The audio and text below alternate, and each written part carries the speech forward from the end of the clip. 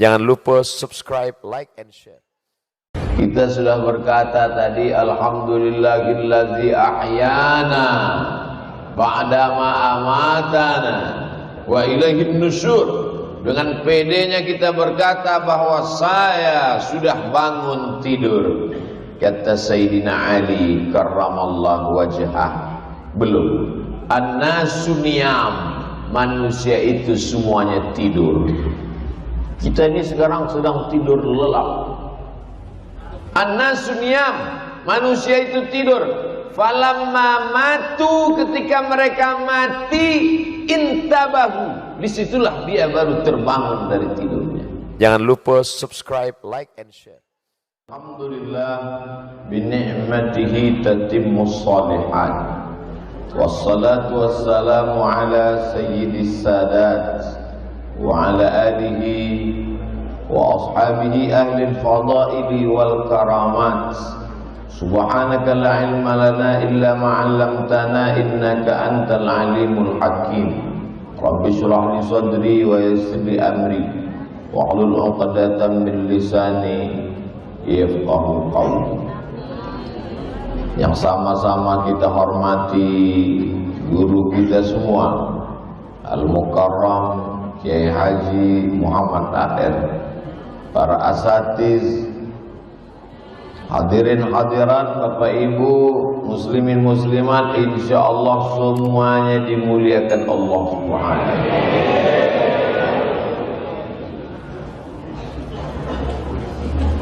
Apa yang membuat Kiai meneteskan air mata?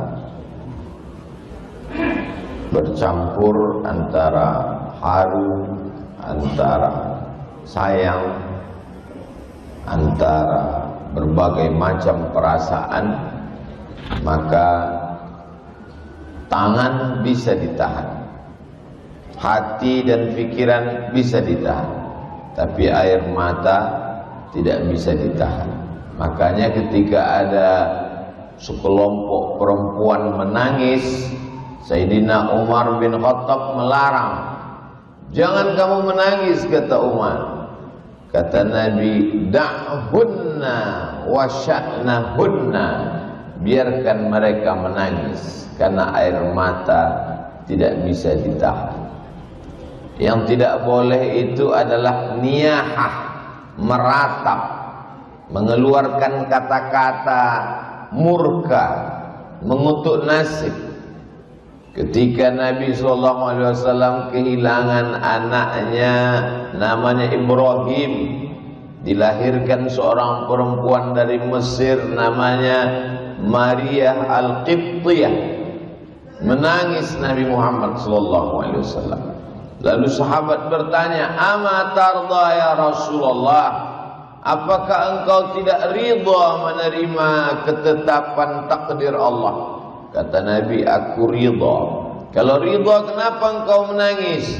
Kata Nabi, "Ini air mata tetesan kasih sayang." Ada orang mengungkapkan kasih sayangnya dengan hadiah, tapi ada orang mengungkapkan kasih sayangnya dengan tetesan air mata. Subuh ini saya dapat dua-duanya. Tetesan air mata dapat, hadiah pun dapat. Mana hadiahnya? Ini sorban yang sedang dipakai. Apa yang membuat saya dengan Kiai nanti bertemu di bawah naungan ketika tidak ada atap, tidak ada tenda? Sab'atun yudhilluhumullah, 7 orang dapat naungan. Yauma la dhilla illa dhilluh, pada hari itu tak ada tempat bernaung, tidak ada atap, tidak ada tenda, kecuali yang diberikan Allah pernaungan. Yang mendapatkan naungan itu adalah rajulani, 2 orang, tahabba fillah, berkasih sayang karena Allah, ijtama'a alaih, berjumpa karena Allah, wa tafarraqa alaih, berpisah pun karena Allah. Saya berharap saya dan Kiai termasuk orang yang mendapatkan itu di hadapan Allah. semuanya hidup ini mesti karena Allah. A'udzubillahi minasyaitonir rajim. Innal ladzina qalu rabbuna Allah. Orang-orang yang berkata Rabbku Allah. Ayat itu tidak mengatakan innal ladzina qalu ilahi Allah. Ilahi yang aku sembah Allah. Tapi dia katakan innal ladzina qalu Rabb. Tiga makna Rabb. Rabb, dia yang mencipta aku. Rabb, dia yang mengatur hidupku. Rabb, dia yang memberi aku rezeki. Makanya di awal Al-Fatihah dalam sholat kita baca Alhamdulillahi Rabbil Alamin. Orang yang diganggu jin, setan, tukang santet, dukun, qul a'udzu bi rabbin nas. Qul a'udzu bi rabbil falaq. Maka ketika hidup terasa sempit, katakanlah ya Rabb. Ya Rabb. Ketika saudara kita meninggal dunia sampai ajalnya dicabut Allah, ruhnya kembali kepada Allah, maka kita berkata ya Rabb. Idza dhaqat 'alaika dunya, kalau dunia terasa sempit, katakan ya Rabb. Datang seorang yang sedang galau gundah gulana dengan hidup, mengadu kepada Imam Al-Hasan Al-Basri. Aku risau dengan hidup ini wahai Imam Al-Hasan Al-Basri. Apa kata beliau? Umur sudah ditetapkan Allah. Bukankah umurmu sudah ditetapkan Allah? Betul. Kenapa engkau risau? Rezeki sudah ditetapkan Allah. Bukankah rezekimu sudah ditetapkan Allah? Betul. Kenapa engkau risau? Tidak ada satupun yang terjadi di dunia ini di luar dari kuasa dan kehendak Allah. Bukankah semua yang terjadi, ranting yang patah, daun yang jatuh, bumi yang kering dan basah, sudah ditetapkan Allah? Lalu kenapa engkau risau? Jadi kalau terasa risau, balikkan dengan ucapan Rabbunallah. Kalau perut lapar, Rabbunallah. Tapi kita bukan kelompok Jabriyah. Jabriyah berserah kepada takdir, tak ada usaha. Ini ahlul bid'ah wad dhalalah. Sedangkan kita adalah ahlus sunnah wal jamaah. Ada usaha dan ikhtiar. Rabbunallah, tapi ada usaha. Ini jangan nanti kajian ini dipahami secara tekstual, keluar dari sini dari masjid Rabbunallah kata Ustaz Somad, tapi helm hilang. Ya, dikunci, digembok, diikat. Kami dulu di pondok sendal aja digembok. Keluar dari masjid kuncinya hilang, sendalnya ada. Rabb, Allah menyuruh kita berusaha dan berikhtiar. Innal ladzina qalu Rabbunallah. Oh, kami sudah ngaji dengan Ustaz Abdul Somad, kita mesti berani berkata Rabbunallah, maka takut dan cemas kita akan hilang. Ilhuma fil ghar, ketika mereka berdua berada di dalam gua. Ilhuma fil ghar, ketika dia Nabi Muhammad sallallahu alaihi wasallam berdua di dalam gua. Kata, baru mati lampu aja udah cemas.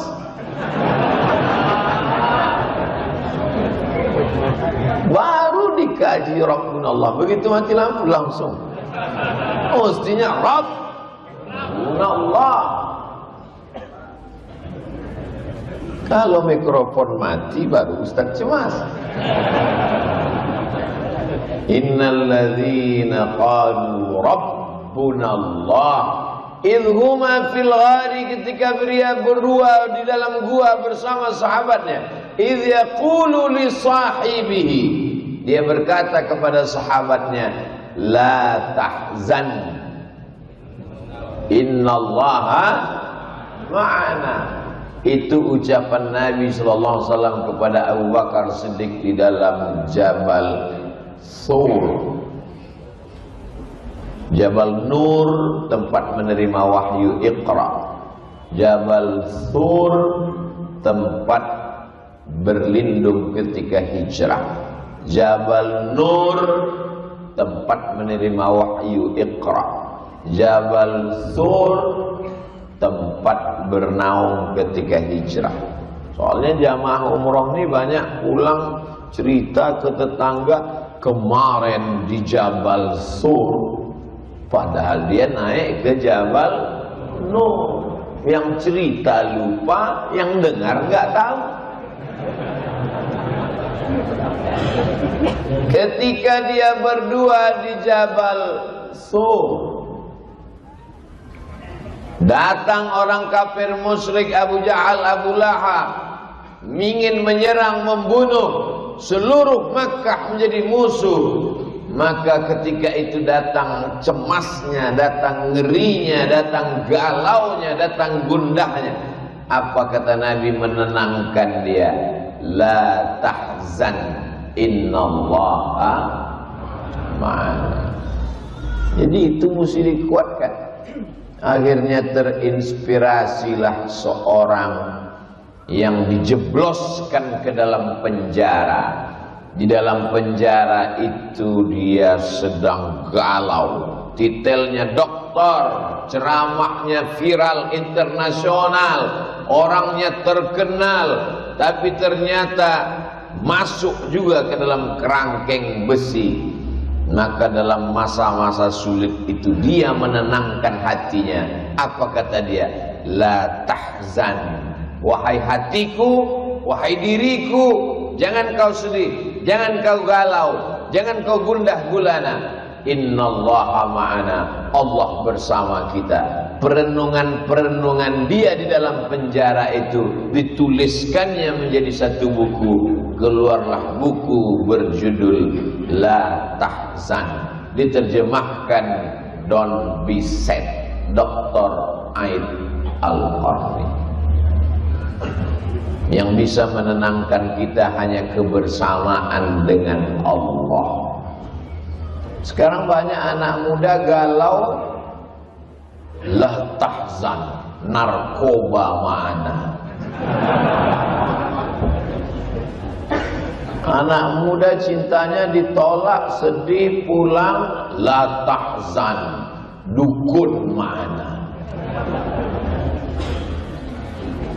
Semua ini hanya ilusi, mimpi. Apakah kita semua sudah terbangun dari tidur lelap kita? Jamaah tidak menjawab, karena dia tahu ini jebakan. Kita sudah berkata tadi, alhamdulillahillazi ahyana ba'dama amatana wa ilaihin nusyur. Dengan pedenya kita berkata bahwa saya sudah bangun tidur. Kata Sayyidina Ali karramallahu wajhah, belum. An-nasu niyam, manusia itu semuanya tidur. Kita ini sekarang sedang tidur lelap. An-nasu niyam, manusia itu tidur. Falamma matu, ketika mereka mati, intabahu, disitulah dia baru terbangun dari tidurnya. Jadi kalau ada jamaah tidur dengar pengajian, memang dia sedang tertidur. Kita baru terjaga dari tidur panjang ini nanti ketika kita terbangun saat malaikat maut mencabut nyawa kita, barulah kita tersadar bahwa semua ini hanya mimpi. Abdul Somad sekarang sedang mimpi jadi ustadz terkenal. Nanti ketika mati baru tersadar, sesungguhnya yang kau bawa mati hanyalah 2 rakaatmu di tengah malam yang sunyi. Yang menemanimu di liang kubur, di liang lahat, hanyalah amal-amalmu. Adapun viewer, follower dan subscriber hanya mimpi belaka. Anak-anak muda sekarang sedang mimpi jadi anak muda. Orang mimpi biasanya ngawur, maka keluarlah kata-kata ngawur dari mulutnya. Kan ku nanti kau 1000 tahun lamanya. Jangan percaya perempuan, mereka sedang orang mimpi ngomongnya ngelantur. Kalau ada mimpi yang serius, ini orang luar biasa, sampai mimpinya pun serius. Nanti ketika kita mati menghadap Allah, barulah kenyataan fakta yang selama ini dikatakan orang ilusi, ternyata dia nyata. Hari ini orang menantang, mana malaikat itu? Mana malaikat? Kita tidak bisa buktikan secara nyata kepada dia. Sekuat argumentasi kita ketika dia meminta mana air minum itu, ini dia. Tapi kalau dia minta mana malaikat, kita tidak perlu marah, kita tidak perlu melawan, diam saja, sabar. Nanti malaikat maut akan datang pada masanya. Dia datang tanpa diundang dan tidak berdialog seperti dialog dengan Nabi Ibrahim alaihissalam. Beda dengan Nabi Ibrahim, gelarnya Khalilullah, kekasih yang dekat dengan Allah. Assalamualaikum. Waalaikumsalam. Man anta, kata Nabi Ibrahim. Malakul maut. Who are you? Siapa engkau? Malaikat maut. Malaikat maut datang ke rumah Nabi Ibrahim alaihissalam. Madza turidu? What do you want? Kumaha nama? Kamu mau apa malaikat maut? Aqbidu ruhak. Aku mau mencabut nyawa. Apa kata Nabi Ibrahim? Hal yaqbidu Khalilun khalilah. Apakah ada seorang kekasih yang tega menyakiti kekasihnya? Apakah ada kekasih yang mau mencabut nyawa kekasihnya? Kata Ibrahim alaihissalam. Apa kata malaikat maut? Hal yakrahu khalilun liqa'a khalilihi. Adakah kekasih yang tidak mau berjumpa dengan kekasihnya? Jangan kalian jadikan update status.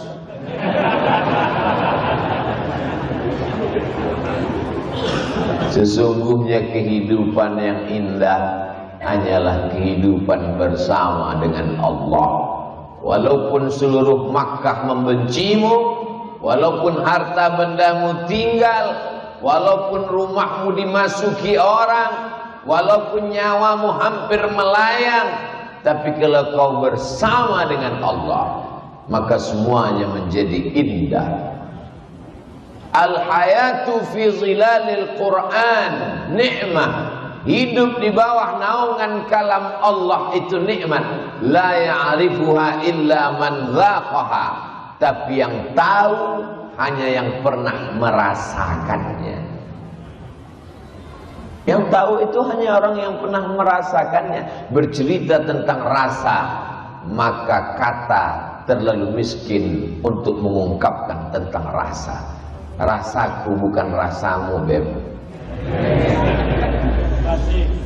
Untuk menceritakan rasa kopi aja kita susah. Untuk menceritakan, susah untuk meyakinkan bahwa bunga itu harum. Karena lalat menganggap tong sampah lebih wangi daripada bunga. Bagaimana kita mau merasakan nikmatnya sholat subuh berjamaah itu indah? Orang dia bangunnya jam 8 pagi. Diundanglah saya oleh Gubernur Jawa Barat yang dulu, Kang Aher. Dia siapkan kopi. Ustadz Somad, ini kopi terbaik, sudah ikut musabakoh kopi internasional.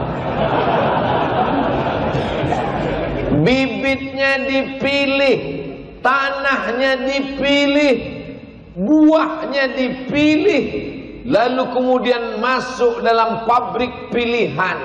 Dan ini tetesan demi tetesannya diperiksa, disuguhkan untuk Ustadz Abdul Somad. Coba Ustadz cicipi dulu. Masalah yang lain Ustadz guru, tapi dalam masalah ini saya ajarkan Ustadz bagaimana cara mencicipinya. Letakkan bibir gelas ke bibir Ustadz, jangan langsung diseruput, tapi pelan-pelan. Jangan langsung ditelan Ustadz, tahan dulu, dikulum sebentar. Ayo Ustadz, silakan telan. Saya pun telan. Gimana rasanya Ustadz? Pahit kan?